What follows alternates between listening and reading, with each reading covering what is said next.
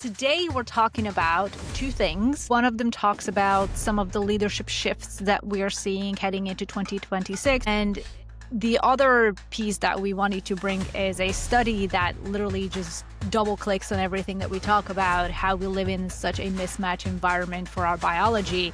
And now researchers and scientists are starting to look at various aspects of how that mismatch is impacting our health outcomes. When we look at the human biology evolved for our environments that we live in, we go from our house aquarium to our car aquarium to our work aquarium. And we don't even know we're in an aquarium like a fish. We don't even know. And what we're talking about, if you're new to the podcast, what's the impact of living in the aquarium? What DNA is being impacted? What are you not expressing? Then the next question is, what do you need to do to go tap that DNA and say, okay, you're healthy, let's give it a little bit of feed and move on. Frequent movement is part of that. There was an interesting aspect that they've also studied and looked at some data on, which is the reproductive function that has impaired significantly over time. There's a graph that if you guys go take a look at the study, which will be in the show notes, it's very interesting to see. They have a graph that shows an intense decline from like the 1950s to today and their projections to 2100. Welcome back to the 90% Healthy podcast. I'm your co-host, Klaudia, and I've got Don here on the other line. I am Don Moxley, your other co-host, and I am excited to be back today. What's it like in Naples today there, Klaudia? Chilly, but we've only got a week left of this year. Okay, wait a minute, chilly, like 60 degrees chilly? Yeah. No, actually, it was in the 50s in the morning, and I went to the gym. 23 last night. Damn, you guys. Yeah, I mean, winter. We have a nice light snow. I'm looking out the window in front of me, and we got this nice light snow coming down. And we've got the Christmas tree up, and we're getting in the season here. So I like this cold weather. Do you guys, Christmas a big holiday for your family? Yeah. Listen, yes. And we're pretty tight. There's just three of us, Laura, I, and Jacqueline, our daughter. And we've always made it a pretty big day. I'll tell you, I remember a long time ago, Jacqueline, we used to put this tube on the fireplace. It was a paper towel tube, and it was decorated all fancy. And Jacqueline would write a letter to Santa Claus, and she would put this in. Well, Klaudia, we had these two Newfoundlands. Our dogs were two Newfoundlands, but they were outside dogs. We didn't have them in the house. Yeah, they're big. And Jacqueline's letter to Santa Claus that year was dog, dog, dog, dog, dog, dog, dog, dog, dog. And I'm just like, I am screwed. I do not want another dog. But she's a good kid, and so we found this toy fox terrier, and it was probably 2 days before Christmas, and Jacqueline was in a bad mood that day. And again, she's 5-6 years old. She's not very old at that time. Yeah. And I said, okay, we got to go with Mom we're going to look at something up here. And we go for this little drive, and she's sitting in the back seat of the truck, just, grumpy. We pull into this speedway and stop. I said, I want to grab a Pepsi or something, Diet Pepsi. And we pull in, and as I pull in and park, this woman walks over and knocks on the window. And we roll the window down and says, "Are you the Moxleys?" And we said, "Well, yes, we are." And then she said, "Is Jacqueline in there with you?" And we're like, "Yes, she's right here." She says, "I've got something for you. Santa asked me to bring this to you." She goes and gets this puppy. It's this toy fox terrier puppy. Jacqueline's reaction is just, it couldn't have been better. It couldn't have been better. And it like locked in Christmas for us. I mean, it was one of those. And then she came to me probably a couple years later. She had a friend that says, Sarah doesn't believe in Christmas. And I said to her, isn't that just a shame then? Christmas is not about getting, it's about giving. It's about all these other things. And I said, it's a shame that she doesn't believe in this holiday of giving and bringing people together and so forth. So yeah, so to go back and answer your real question, yeah, we have a pretty strong Christmas vibe. Did you have that plan so that individual would knock on the window? I did. Yes. Okay. That would be Dad Santa Claus working on stuff. That is so great. That's the fun stuff about being a dad. You get to do little things like that. It's pretty cool. So precious. I love that. So That's so nice. Well, today we're talking about two things. One of them you sent to me, the other one I sent to you, which is Mhm. a little, you could see them as two separate articles, but at the same time, there is overlap. And Absolutely. one of them talks about some of the leadership shifts that we are seeing heading into 2026. So if some of our listeners may be in leadership roles or aspiring to be in leadership roles, there are certain traits and certain skills that you want to master in order to become a leader that inspires people to follow them as opposed to forces them to follow them. Right. And the other piece that we wanted to bring is a study that literally just double clicks on everything that we talk about, how we live in such a mismatch environment for our biology.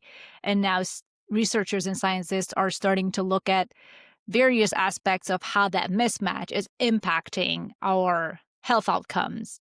Absolutely. And it's pretty scary.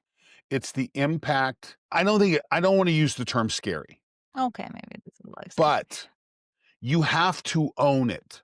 Okay, Yeah, this is the thing. I was just this morning before we came on, I was reading an interesting article from Eudaimonia where they were talking. They had a couple people on stage. One was pro Maha, the other was anti Maha, and looking at people getting together and how, so much of our discourse today, it comes from algorithmically elevated discourse. But when you get people in a room and you're sitting there face to face and you're breathing the same air, all of a sudden there is the ability to communicate. It gets better.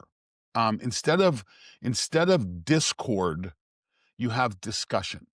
yeah, Um, and I think that's really really important. And we've talked about social media. Listen, social media is an incredible environmental driver. Um, the same way that we live in homes that are climate controlled, the same way that we live in buildings that we never have to pick our knees up, so we have a lot of low back problems because our iliopsoas never gets activated. Um, there's all these things. We live in an absolute shitty food environment. Quality food is there, but the environment pushes so much ultra processed food at you. You have to recognize the fact that the environment is doing this. And the environment isn't, rain and snow and trees and mountains. The environment is all those things around you that are impacting you. Um, and so I think it's a great article, and we'll put the link in the show notes. I think it's a yeah. great reference piece to go back to. Yeah, it pretty much the headline was that caught my attention was humans are built for nature, not modern life. And it Right. references a study from a Swiss scientist and I think an American scientist. I could be wrong, but the source is University of Zurich. And what I found interesting is that it pretty much highlights the evolutionary mismatch. So we are evolved to have short bursts of intense stress. We're evolved in nature. We're evolved with good food that is variable, natural light and dark cycles, and obviously having a diverse microbiome. Now, what's interesting is that everything around us, these urban environments that we're in, they Fights are that. constantly doing the exact opposite. They are Right. giving us the opportunity to be as sedentary as possible with long periods of sitting. We are eating processed foods. So we are surrounded with pollutants left and right, microplastic, pesticides, etc. And like you've talked about in the past, that evolution only happens at the With event of an extinction. extinction. With Right. extinction, yes. So even the adaptation that is required for us to still thrive in our environment would take thousands of generations for our bodies to respond smarter, or not smarter, but like more. Yeah, we diversify. Efficiently. This is what we're dealing with, and Yeah. again, I think I don't know what it is about human nature. I'm not enough of a student of that to understand this, but everybody seems to want one answer for everybody. This is what's best for everybody. And then all of a sudden it gets dogmatic. Yeah. It's no longer scientific. It becomes a belief system. Um, and you got to be careful with that. because again, we're all different. I had a chance last night. I went over and watched, one of the kids I work with was over at a club wrestling practice. And I was a wrestling junkie last night. I'm sitting there in the stands watching a bunch of kids practice. And Ah, nice. my wife is like, "Why do you do that?" I'm like, "Well, because I kind of like it. I kind of enjoy, watching a bunch of kids. I love watching wrestling. That's my tribe. Yeah. But doing so, that was my community. I reconnected with my community. And I think this is one of the things that comes out of this evolutionary response, or what we didn't evolve to be necessarily completely independent. We want to be in a group, in a tribe. And so, but social media, doors, all the things that we deal with are kind of separating us. And we've got to, and again, going back to the eudaimonia discussion that we talked about at the beginning of the show, is that we have to put energy into the things that create the benefit for us. We've got to redirect that energy. This is the beauty of human nature loves confirmation bias. Oh, we love S- it. So they Yeah. stepped up and confirmed major biases that I have, and I appreciate it. Yeah, when I read the study, I'm like, oh, right, it's exactly what we talk about. There was an interesting aspect that they also studied and looked at some data on, which is the reproductive function that has Hmm. impaired significantly over time. There's a graph that if you guys go take a look at the study, which will be in the show notes, it's very interesting to see. They have a graph that shows an intense decline from like the 1950s to today, and their projections to 2100. It is a steady decline. There's no resurgence of reproduction, and they are saying this is due to our mismatched environment, and there is a massive decrease and decline in sperm motility and just sperm count with men. And of course, I have known a lot of women who have dealt with miscarriages and Hmm. struggled to get pregnant at, early in their early 30s, when it should be totally Should be no easy. Yep. problem. Yep. So it's definitely something is happening, and I think there's a lot more studies that need to be done in order for us to truly understand how our hormonal environment is being influenced by our external environment at a rate that we might not know just yet. But I think it's a lot of questions to ask, and it does question our population growth. It's the secondary. Listen, it's pretty clear the earth has a lot of people, and it looks like the earth can handle more, but there's no doubt that we've got to change the way things happen a little bit. Oh, big time. That we're kind of living on top of each other. And so, and as I was sitting at that wrestling practice last night, I love this when we drop down into our first segment, what science says humans are not built for modern life. So, what is non modern life? And I'm sitting there, and this guy walks in, and it's 23 degrees out. I'm wearing multiple layers. I'm cold. This guy walks in, he's wearing a Pikes Peak hat, classic climber look. Classic Huh. climber look. This is someone who goes out and intentionally interfaces with nature. And I Yeah. started talking to him, and he's climbed the Manitou incline and done the Pikes Peak marathon and things like that. And this is a guy who loves, and listen, I love being in the mountains too. My mountain experience is different. I mean, again, I've got genetics for picking up heavy stuff, not necessarily walking super long distances fast. Huh. Go for a walk with me sometime and you'll feel it. Um, but if everybody calls me when they need, a piano moved. So that's kind of my genetics. This guy had another set of genetics. We both love interfacing with nature. That's the common point. Mm-hmm. And so when we look at the human biology evolved for frequent movement, our environments that we live in, we go from our house aquarium to our car aquarium to our work aquarium. And we don't even know we're in an aquarium like a fish. Yeah, we don't even know. And what we're talking Mm-hmm. about, if you're new to the podcast, I do a talk, and maybe we put a link in the show notes where I talk Oh, we about the should. We fact should.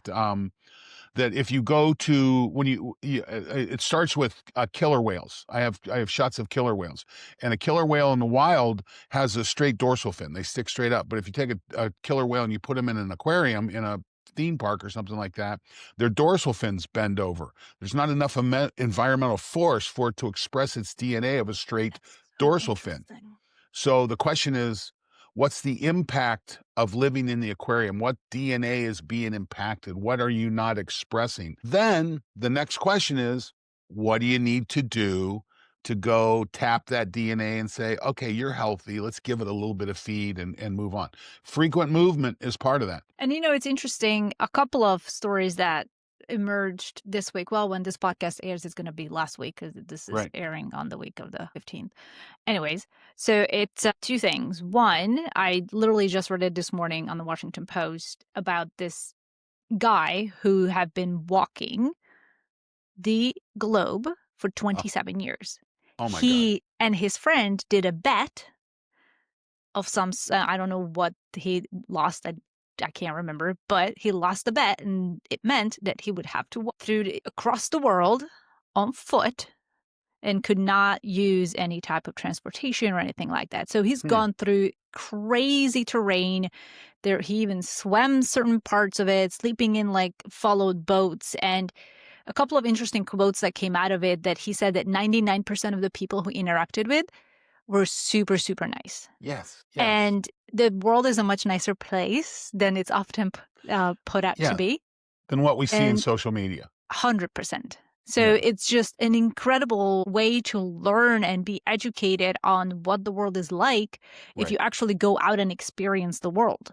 Right. And I whether agree it's with you. through small movements or going to like a local community or just really putting yourself out there as opposed to living in your aquarium, scrolling through what the world is like, Right. because chances are you're not looking at it Yeah. directly. Don't It's be a like a really, goldfish.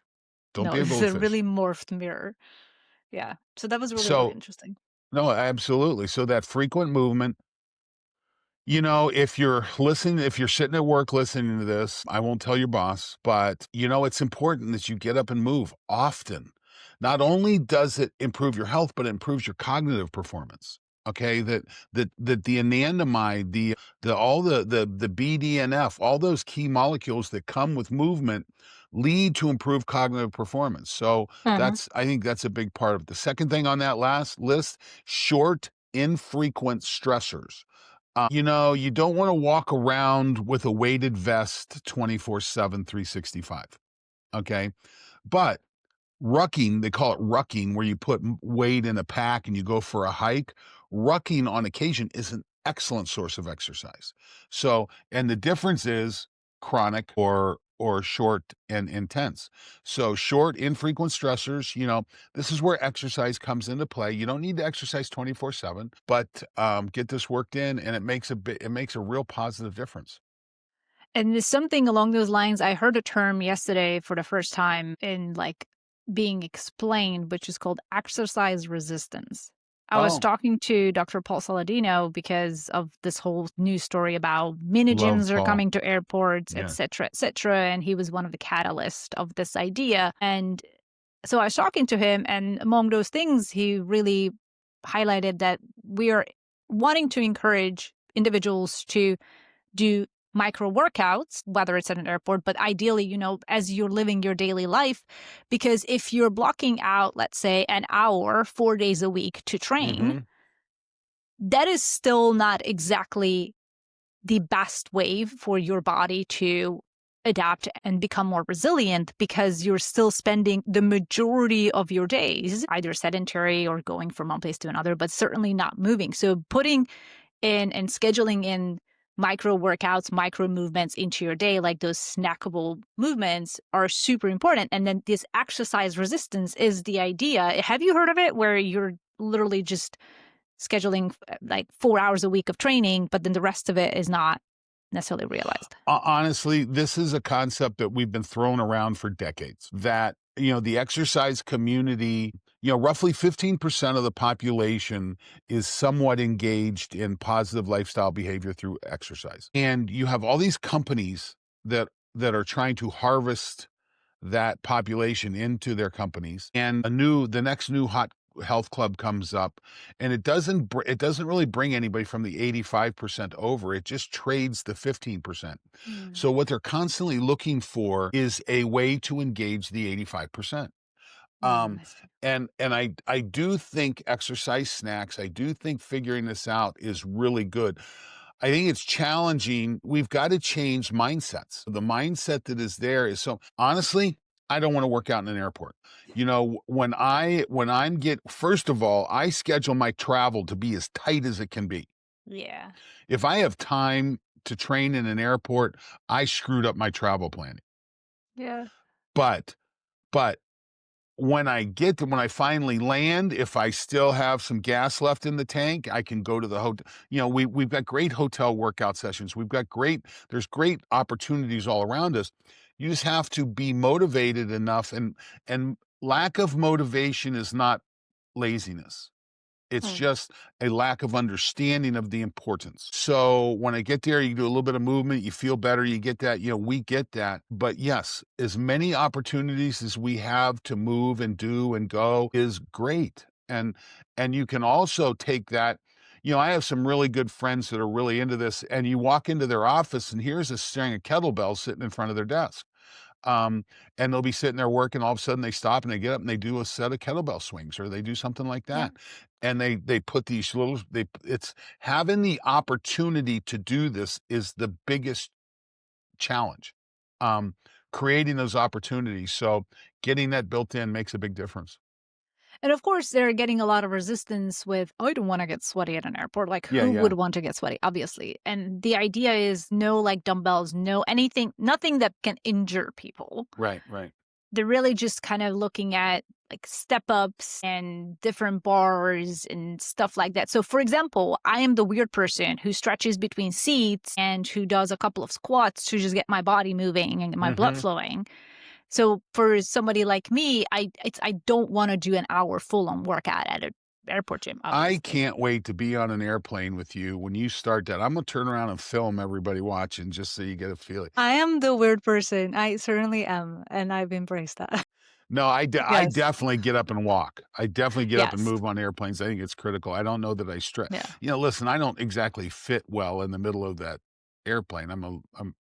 Tend to go But, I side mean, to side. on the airplane, I don't stretch much. I mean, I put my leg on my other leg and kinda stretch it and kinda massage my calves a little bit, but at the airport, I do some stretching and some light mobility Yeah, that doesn't make me look like a weirdo and ideally isn't touching the ground. Like, I will not touch the ground with my hands in that airport because it's nice. just That's filthy. probably there's only a couple bugs there. It'll build your immunity. Um, Sure will. yeah. You know, So yeah. one of the other things I'm seeing kind of develop in the space because we're seeing it pop up in health club environments and in other environments is light. We Mm, light is one of our four rocks in the jar, one of my four rocks in the jar. I don't want to yes. speak for you, but one of my four rocks in the jar. Listen, embracing natural light. Listen, natural light, you pay through the teeth to get it in your house. Okay, Yeah. that's a big deal. But one of my natural light solutions, unintentional, is the dog. I wake up in the morning, I've got someone waiting for me to go outside, and we Yeah. go spend time outside, and it's usually right around sunrise, and I get that good low level light into my eyes. But I also have red light, near infrared light. I believe that is a technology that is still under, Yeah. I'm gonna use a term here, underexposed. But I believe there's more benefit that comes there. And I'm excited to see the evolutions of this as we go through time. That do I have red light in my shower? Because at the end of the day, you've got to be naked to really get the benefits of light. Yeah. Uh, You want to get as much on your skin we wear clothes all the time. And we've got a, and people are struggling to get the difference between moderate light exposure and extreme light exposure and the problems that come with skin cancers and so forth from really going too much. But light is a critical tool, and figuring out a way to get this into your day is, well, it helps sleep, it helps everything else. I mean, it's a wonderful tool. Yeah, it's such a non-negotiable and very underestimated. It's Yeah, free. Oh, absolutely. unless you're doing the infrared lights, but otherwise it's Well, like and be free stuff. careful about toxic light. I mean, I see you wearing your blue light blockers from time to At time, night, and yeah. yeah, and I don't do that. I most of my electronics I have set to when at sunset it drops the blue light in my most of my electronics. That's good. but I've not done the glasses. But yeah, light, both nutritive and toxic light, managing that is really Yeah. important. Yeah, I've heard it being referred to as a nutrient, light Yeah, itself. absolutely, absolutely. Yeah. Yeah. Yeah. And then the fourth thing on the list, social bonding. Um, we talked about this a little bit in the last podcast. You know, should social be a rock in the jar? I currently don't have it there. I currently have it under purpose, that my purpose is to help other people, to be involved, to be engaged. So my purpose gets my social bonding in. I am a social animal. I love crowds. I just eat that up. And this year's been an interesting year for me because I've not done conferences. I've not done those things that I've done for most of Yeah. my life. So I'm kind of missing my friends. Oh, I bet. I'm missing my tribe. So I'm excited to get back to that. Yeah, it's a big one. I mean, even having moved here to Naples, I mean, I have my family and my brother has a group of friends who sort Hmm. of become my friends, but I haven't developed a group here. So today I'm going to this walk that's like at Nice. 6 o'clock. It starts at a restaurant. It's for young professionals and it's just a walk to make friends. Like, Le- because anywhere I go, it's like average age is 65. Yes, So that's the it's challenge very with living much in Florida. yes, that is that yeah, I'm like, that is not the group I'm gonna go to the gym with or do stuff with? So LA was a pretty young town. Yeah, LA, I Was did like, pretty yeah. young. Phoenix, that was kind of an old town. It could have, yeah, I didn't really get community in Phoenix other than like Okay. a couple of friends, Now you're and down in Naples. I'll yeah, tell you, I lived in Florida for a little over a year down there on the East Coast. And, you know, it was cute. This condo that I lived in, there were these two tables down by the water, and everybody got together at night and just sat and, you know, jawed, and everybody else drank. And that was an interesting, but they were all 10 years older than I was. And I tend to like to hang out with the 10, 20, 30 years younger. I mean, that's kind of where I calibrate to. Um, but yeah, that's what you get when your environment shift like yeah, that. So 100%. And we talked about this like 2 episodes ago, how community and just the surge of social connection is going to be such a big trend going into 2026, and hmm there are going to be maybe even companies, but certainly different organizations that are that are planning to foster a community. I mean, even I work with Elias, and he is doing the hmm healthspan now called Collective, and he's really pushing that community, that connection. Like, we are here to bring people together in real life and do stuff together, and because it's just what we're all really hungry for. It's just really tough to find a platform and the type of events that resonate with the right group sometimes. Yeah, So yeah. that aren't happy hours, or Right. they're not Yeah. built around negative health Yeah. behaviors. Yeah. Um, that's So the challenge. that's So, tough. But yeah, s- cool so study. part Certainly underlies a lot of it's a stuff that very we cool talked study about. because one of the other things I really loved about it is my good friend Dr. Ron Garbo describes it. He says we have a central nervous system that's designed to escape tigers. That's what it's all about. A tiger comes around the corner, and there's this very elaborate and excellent system for getting away. Well, the problem is we don't have tigers in our life anymore, But but our we bodies do. have paper tigers. We Yeah. have electronic tigers. And what goes from what is a 15 listen, if you're involved with a tiger for more than 30 seconds, it's bad for you. Okay? The tiger's probably You're going to not win. coming out on top. You're going done. But to get away from the tiger or the lion, and you're out of it in 15, 20 seconds, and you go climb up in that tree and you take a nap because you clean your pants, because that's what the event. Well, the problem is now we have dings on our phone. I think you did this. We've talked about this. I've stopped wearing my Apple Yeah. Watch I have because no notifications that pop on my phone. I do not even. I guess I could figure out how to turn it off, but I just don't wear it. And because I'm tired of it paper tigering me. And I don't know about you, but I'm going through my email at least once every other week. Unsubscribe, unsubscribe, unsubscribe, Yeah, I've done that a unsubscribe. lot too. turning stuff off, where I turn a lot of things on because I'm like, okay, this looks like it could be interesting. Let's see how it works. But then I'll tell you what, I turned off a couple things this morning actually. I had like 30 notifications from these groups that I had never looked Yeah. at. And I'm like, okay, that's a good sign. I have this rule. If I haven't touched it in a year, I get rid of it.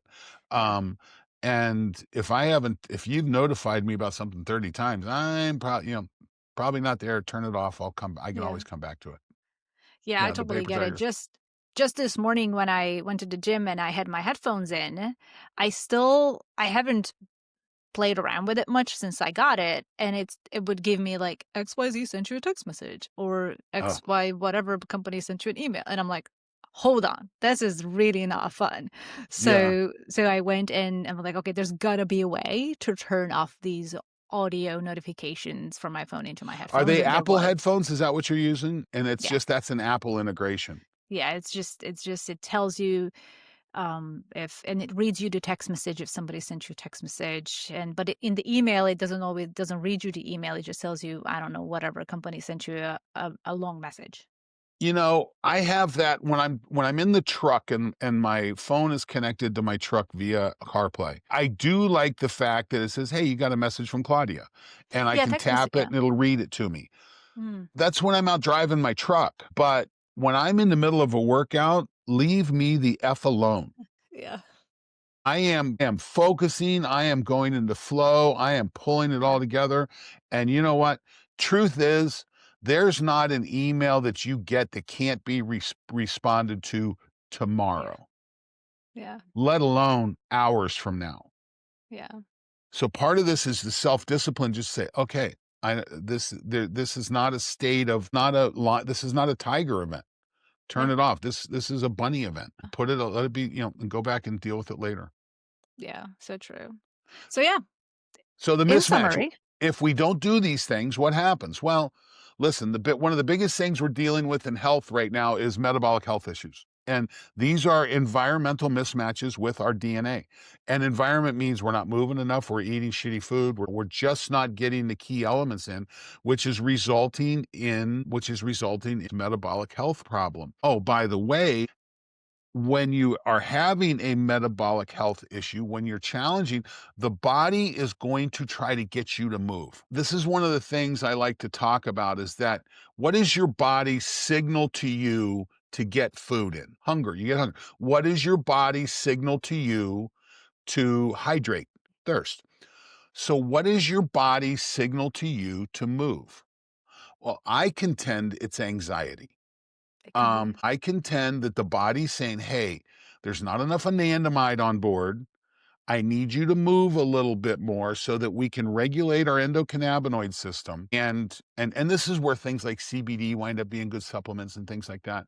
But that's the body's response. And depression is just the maladaption of it in many cases. So Yeah. It's get out of your head, get into your body type of thing. yeah, I mean, it's possible to own it, and no one else can do it except you. We Yeah. talked about it early, the drop in fertility resulting in infertility.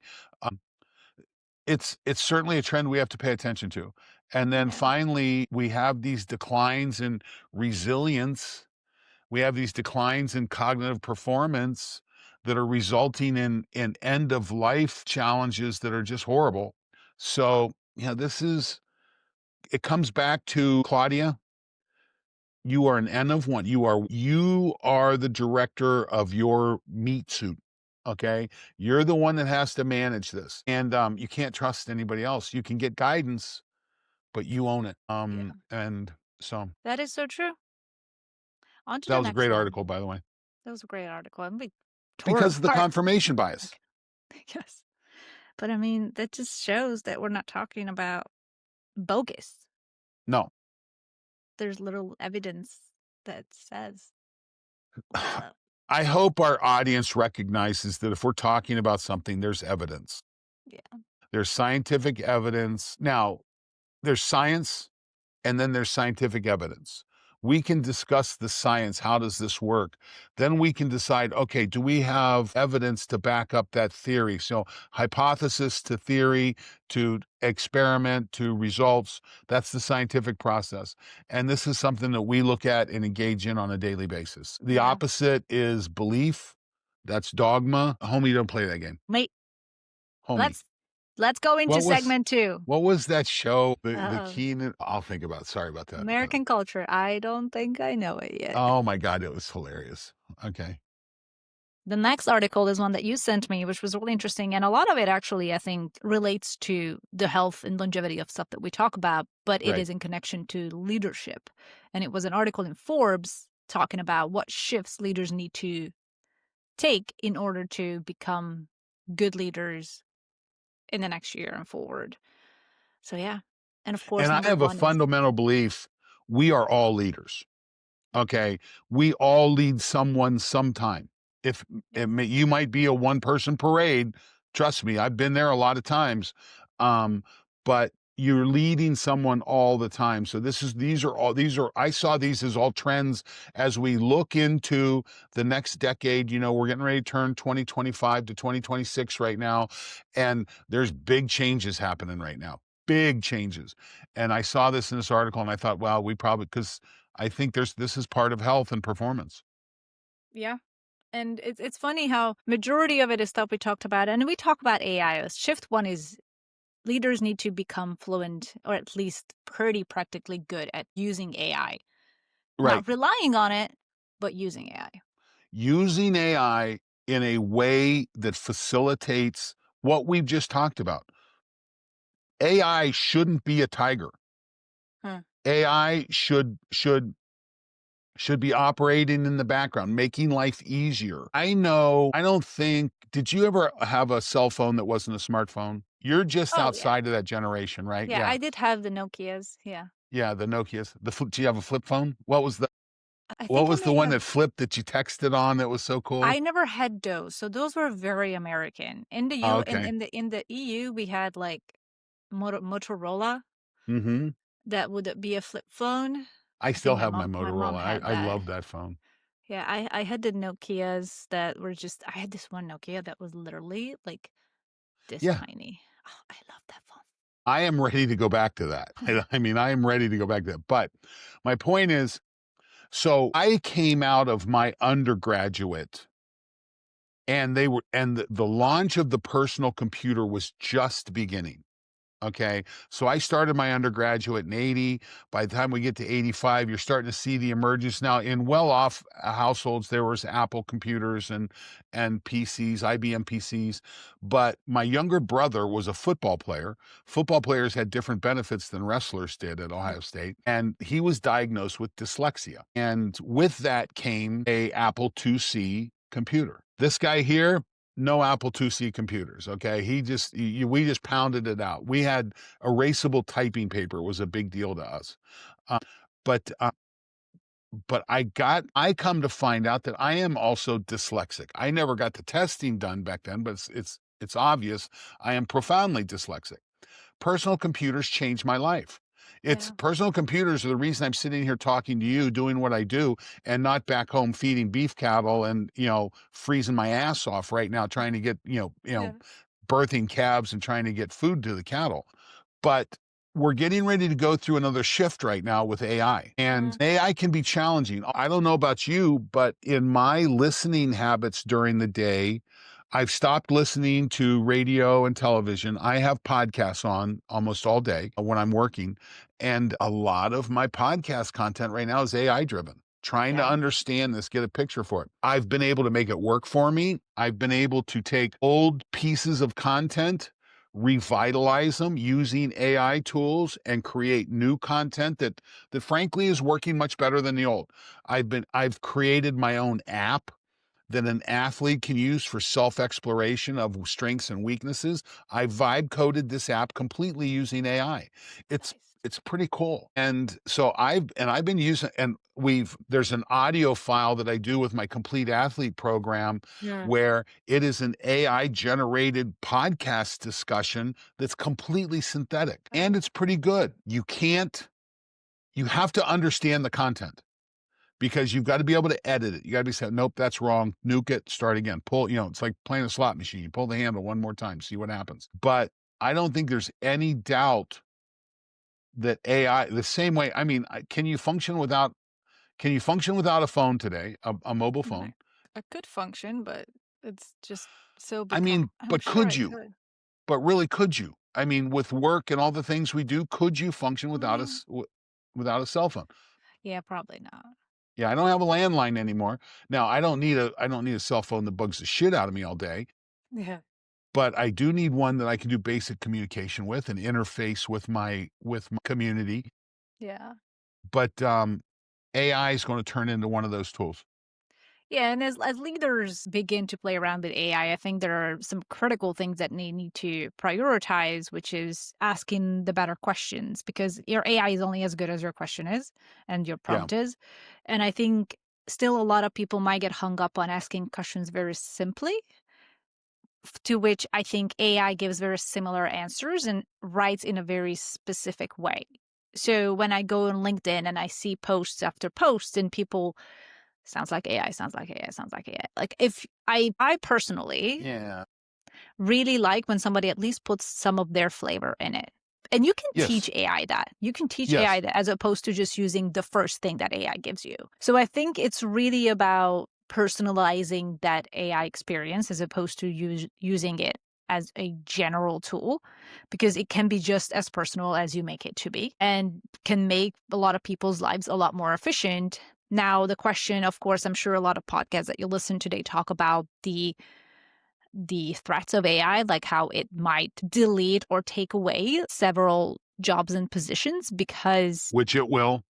because people will not need to be doing that on their own because AI will be doing it. So as a Right. leader, you might just have to train individuals within your team to be AI efficient and proficient as opposed to maybe firing them all. I No, don't know. I think this is part of leadership, and one of the things that that is discussed in the podcast stuff that I listen to is they're talking about the transition from a period of benefiting from scarcity, meaning that the person who gathers the most resources that are scarce, there's a winner and loser, going to a period of abundance where there's just so much that everyone has abundance. And they talk about the development of universal basic income, universal Yeah. basic services, things like that. So you don't have poverty.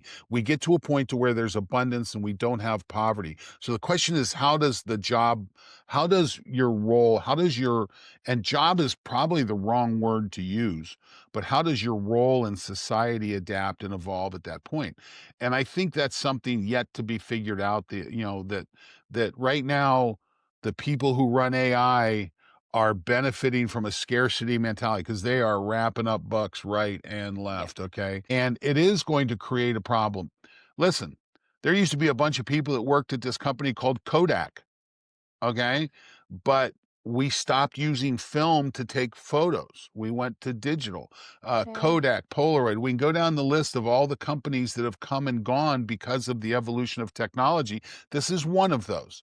But at the same time, the challenge is how do we take this and turn it into a process that makes our lives better? And I am very optimistic. I think the role of AI, we talked about it in the earlier segment about the fact that we are N of ones, that our DNA is different, our environments are different. I believe AI is going to give us a really interesting look at the impact and our ability to survive an environment, thrive in an environment. We talked about this with the owner of Spreen, Jason Moore, and the ability that, listen, that's an AI tool that lets you set your phone down and take a picture of yourself and figure out what your body comp is. That's AI, and that's a very beneficial thing. But the question is, can you make it work for you? Or do you make it work against you? And on the flip side, I think where this article goes into the second shift, as much as AI is robots, robots, robots, Right. leaders also need to create a human centered environment. So Yes. treating people and recognizing that people aren't machines and they're not just here to punch the clock in and out, hopefully, and perform, but also create a more inclusive environment where they listen, where they ask questions, where they're transparent, where they build trust, empathy, authenticity. So all of these little soft skills per se Mhm. that I think Simon Sinek talks about, these soft human skills that really create a leadership environment where people feel excited and inspired to go into work because they're treated as a human being. And the performance drivers are a little bit different than what maybe they used to be. I think so. That, you know, we came out of the Industrial Revolution, which was very much about treating humans as machines Hmm. or treating humans as part of the machine. And we're starting to figure out, no, we need to look at the biological system. And again, a machine can function with grease and have an action plan. Humans are more complex than that. And so one of the things I love to see that people talk about is listen, something that you hear it all the time. I'm not entirely sure that the groups that should be behind this is the use of empathy, and I'm not talking about sympathy. I'm talking about empathy. I'm not feeling bad for the situation that you're in. I'm just simply trying to I'm trying to understand the situation you're in. I'm trying to put Yeah. myself in that place so I can better understand you. And at the end of the day, you know, my personal mission, helping individuals understand the changes necessary to alleviate suffering and contribute to the betterment of well people. That starts with empathy. It starts with, okay, where are you at? What's going on? What are Yeah. you dealing with? And you know, the other part of this too is the article talking about is authenticity. That I truly care about the people I talk to. I mean, Yeah. that's so important. And it's again, with all of the paper tigers that we deal with on a daily basis and the attacks that are coming in, you can have a tendency to put a suit on, to put a shell on, and all of a sudden just react. And the better job we do to build trust, being transparent, listening, creating space for diverse voices, these are all good things. Yeah. All good stuff. And it's interesting you mentioned just being flexible and adapt. And that was number 3 in terms of the shift, agility Mhm. and being able to flow when the river's stream is changing because there is a lot of change that is happening constantly. And the pace of change is a lot more rapid than it used to be. You Unbelievable. used to back in back in the industrial ages, like 50, 60 years ago, you had some time to like adapt because Yes, the absolutely. change would remain in place for a while. But now the change is just so fast. Like by the time you master AI, there's going to be robots walking around and bringing you something. So you don't have time to just sit back and wait till somebody else tells you how to do it. Remember, You we have, already have robots. yeah, Okay, that's robots are true. building cars, robots are washing your car. We've got robots in our houses, and everyone's talking about the onset of. I think when people think of robots, they're thinking of humanoid robots, but you know that Roomba that runs around your house is a robot, and Yeah. our AI is not good enough yet that we can't keep it from running over a pile of dog crap and spreading it around the apartment. Hmm. But those are the little challenges that we've got to learn to deal with. What happens when there's a big load of crap right in the middle of your pathway? How do you negotiate that? And so I think this is agility. This is, you know, they talk about agility as the new stability. I heard a definition years ago. What is the definition of balance? People Oh, threw some, and they said, it's well, good. it's your ability to fall in any direction. I Yeah, love that. I mean, it's so that's good. the same as agility is the new stability. Yeah, Is that there's some times when there's some times when you're going to fall, and that's okay. Um, but have the capacity to fall in a direction that's safe and go from yeah. there, not into the wood chipper. So And I think that also refers back to how people are starting to want to have lifestyles that are more flexible and less rigid. Like yes, we're not doing one diet for the rest of our lives. We're not doing one type of training. You yeah, got to be flexible and malleable and adaptable based on what life throws at you. So you're bending with the changes as opposed to yeah. cracking along the way. Well, Yeah. and also, you know, I'll tell you what, oh God, it's been 30 years ago now. I was working for Polar, and at the time I had a home office. So I was an early home office person, Mm. nearly 35 years ago. And I would fly out to Long Island Our head offices were there for meetings and to do work. And they were trying to talk me into moving to either Long Island or Albuquerque, New Mexico. And at the time, I lived in this little town called Granville, Ohio, which is this unbelievably cute little bucolic town. It was the perfect place for us to raise our family. Mhm. Um, but they're trying to get me to move. And I'm like, you want me to move away from where I'm at so I can drive 2 hours to and from work every day and then Oh, come in. And then I'd come into that work environment and it took me 8 hours to do what I could do in 3 hours in my home environment.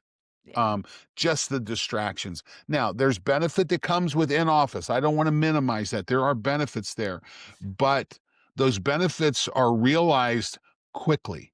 Um, and the cost of production, I think, drops dramatically when you have these fixed rules and you don't have agility in what you do. And there's not a discussion for empathy. And, listen, I think what we've learned, particularly since COVID, a skill set that a professional needs to have is, how can I work in a space other than where my desk is in the building that they own? Um, you know what? This is something you and I do every day. Um, Yeah. and I absolutely think that's a skill. You've got to change your lifestyle. You got to figure things out. You got to be able to manage distractions. But the production, I think the production quality in a hybrid work environment is ridiculously advantageous. Yeah. And also going forward with shift 4, as there are different roles Mhm. across a company, I'm seeing, and also this article was really interestingly pointing out how managers' role is being reimagined. Mhm. So, as opposed to, I think, managers delegating tasks constantly, From they, leadership, get a yeah, task, delegate it to the worker bees. yeah, they require a little less oversight and more coaching. So, coach people to do the thing the right way, Right. build culture so they trust your coaching. Lead them. It's called Yeah, leadership for a reason. Don't yeah, drive them, lead them. This is yeah. the difference. Yes. Yeah, so it's interesting, and I think it'll take a little bit for managers to adopt this type of mindset where I think still even I used to when I was when in the corporate world and dealing with people under me, I would get in the cracks of micromanaging and wanting to manage everything as opposed to letting the people do their Yep. thing and allowing them to evolve and really become better through doing Yep. as opposed Yep. to me doing it if they don't do it. Like, I mean, one of the reasons that I don't outsource a lot of my video content, all of the video content I do, because I haven't looked, so it's all on my part. A person who would really, I can completely hand it off. Like, it would require, I would have to, dedicate time Yeah. to coach the person. This is my style. This is my vibe. This is my brand. This is how I present stories. I need you to follow that. And I just have a hard time imagining how I wouldn't micromanage and want to re-edit the whole thing once it's done. Claudia, I've got a feeling you enjoy that. There That's is a level of enjoyment. It's just very time consuming. It is, and that's the Yeah. trade-off. I mean, that's Yep. that's absolutely the trade-off. So yeah, this is leadership. Again, we're starting to see this change. There's definitely going to be a shrinking in the middle management level of society. AI is going to impact the daylights out of that. Um, Yeah.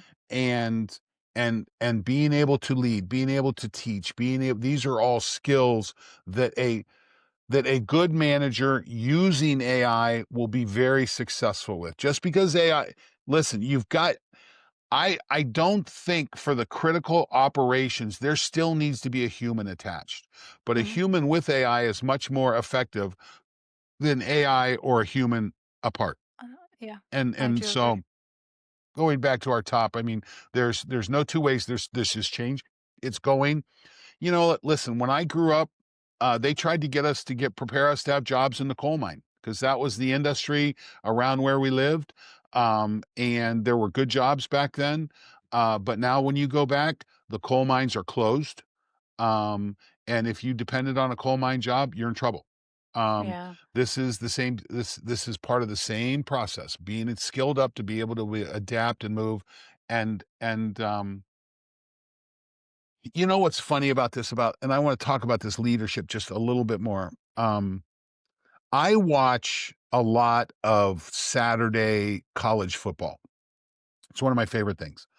Um, and I watch coaches yelling at their players, Mm. mad, yelling in their face. And I hear the discourse about this and I think, I don't think that's a good thing. Listen, you yell in my face and there is a huge wall that goes up. Yeah. F you.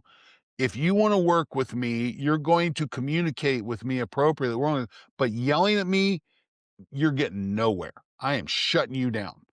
Um, and I have to believe that is the reaction of most people, most humans.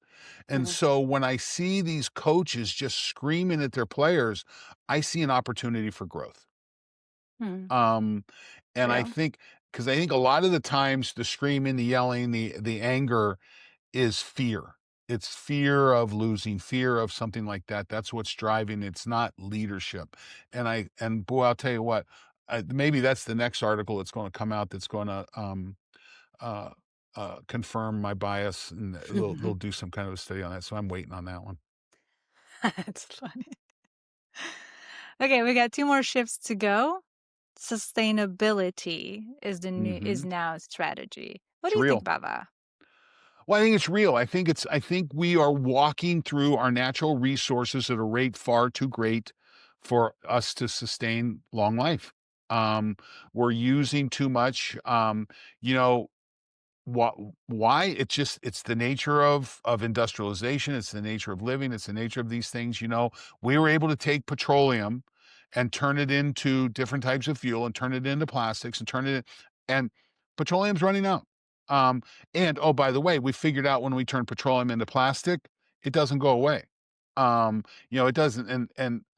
So this is sustainability, this is thinking about that part of the equation. It Yeah. doesn't disappear, and it looks like it's turning into a problem. Um, so we need some good science to figure out. I think there's some pretty interesting science, use of different bacteria that break down petroleum, plastics, things like that. I think that's kind of cool. And I think we'll see new businesses evolve out of this. We'll see new opportunities evolve. But I don't think there's any doubt that we have to pay attention.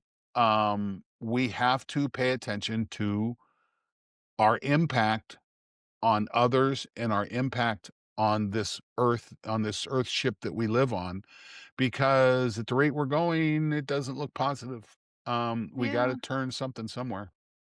Yeah, and even with sustainability, when it comes to just beyond the earth and behavior, I think a lot of people feel a lot safer when something that they're doing or they're involved in is sustainable. Yes. I think if you're a leader and you're constantly changing direction, you're constantly pivoting, and you're constantly almost giving the impression that something is unstable and something is not working, I think the Hmm. sustainable aspect is a little bit lost, and people aren't feeling that whatever they're doing can last a long time. Right. So communicating sustainability with transparency and just really ensuring that people feel like what they're doing is playing this infinite game and not just short-term returns. So I think it's very interesting to see sustainability both from the world and the global impact perspective, in addition to people want to do Absolutely. something that can sustain them and their Yes. families long term. Yes. Absolutely. Yeah. You have to pay attention to it. Yeah. Last one. Find level L- 6, shift 6. Shift 6, Forbes said leaders must become unifiers to create a cohesive organization. And how Yep. do you unify? You have a leader that stands on the front of the ship and says, this is the direction we're going. And then you have a team that says, this is why this is the right direction. And they bring everybody aligned. They educate. They bring the team together, they engage, they understand there will be resistance. But and you know what? The resistance may cause a shift in the direction a little bit, and that's okay. Um, but that's what great leaders do. Someone stands on the front of the boat and says, Columbus said we're going this direction, and everybody said, okay, let's set the scales and go. Um, and these are the tools. And this is where I think great organizations come from, great Yeah. leaders. Um, and we need that. We need a shift in leadership, um, because we need the leadership to recognize the value of the human biology that not only drives the business, but also the business exists for. Um, our laws are formed. We have corporations because we as people have said corporations are valuable enough that we'll let them organize as another entity, and there'll be some protections that go with that, product protections, things like that, tax benefits, things like that, investment opportunities. But at the end of the day, they exist to support the humans. Um, and we constantly have to keep this together. Yeah, and even when it comes to just leaders cultivating and fostering community, people will enjoy going into work and being part of the team because they feel like they belong. It goes back to we are social beings, and Yes. work where we spend a lot of our time with, whether remote, hybrid, or in office, it does have to be a place we feel like we belong. Otherwise, it's a lot of time we spend being miserable and lonely. Is there anything better? I mean, this is, you know, listen, when your family excels and wins something, that's very cool. Okay. And then and then and then your community, when it does something and wins and has and moves, it's good. But work is where we go to every day. And when we can go into work and just feel great. I'll tell you, back when I was with Polar, I was running a sales team, and how you run your sales team is interesting because you got to motivate these people to you got to motivate them to be uncomfortable, because not everybody's comfortable in a sales environment. And I would say to my sales team, I'd say, listen, if you leave this customer, and we were selling products to schools for physical education programs that revolutionized this physical education program. I said, Hmm. if you go into this school and you work with this customer, and they don't purchase this, those kids are not going to be as well off as if they do. Period. Okay. This isn't about your ability to pull 1,000, 10,000, $100,000 out of a school into your company. This is about your ability to affect the tens, the hundreds, the thousands of kids that are in that school, and helping them understand the difference. And a lot of things that we've just got done discussing, the importance of movement and so forth, and stress. And that was a tool. And so that mindset is so important. And I think that's what leadership needs to keep focusing on. Yeah, that is So true. And wow, we are past an hour. we have been chatting. Yeah. Oh, yeah. But we Yeah. got through all that we wanted to get through, and I think there were a lot of points that blended the two topics, even though they were two completely separate articles. Yeah, we're all humans. It's all human science. But it's So all this is humans. Yes, yes, I do agree. that's what's And so next important. week is Christmas, so we gotta come up with a really cool. By the time this episode airs, it's gonna be next week Okay. Christmas. So we're gonna come up with a cool story to tell for Christmas. I'm curious if anybody has anything cool within our audience. Please let us know. Yeah, how did what happened at Christmas that helped change your life to go 90% healthy? How is, was it a gift? Did you give a gift? I tend to go back to Christmas is about giving. Um, it's about helping others, it's about reaching out. And man, what a health giving behavior. Yeah. I mean, there was another study you sent me about gratitude that we didn't even talk about, which Right. we got to talk about that point. It's the power of gratitude goes so down into our cells. It's It crazy. absolutely goes into our nucleus. There's no doubt about It's it. So, crazy. so So yeah. Claudia, you have a great day. Thank you, Don. You too. And our listeners, subscribe, like, send this to somebody Oh, who please is be a subscribe. leader. Please Yeah. like. Please Yes, send this to someone that needs to hear it. We really appreciate the fact that you're listening, and we thank you. we do. We are Thank you. grateful. We'll see you next week.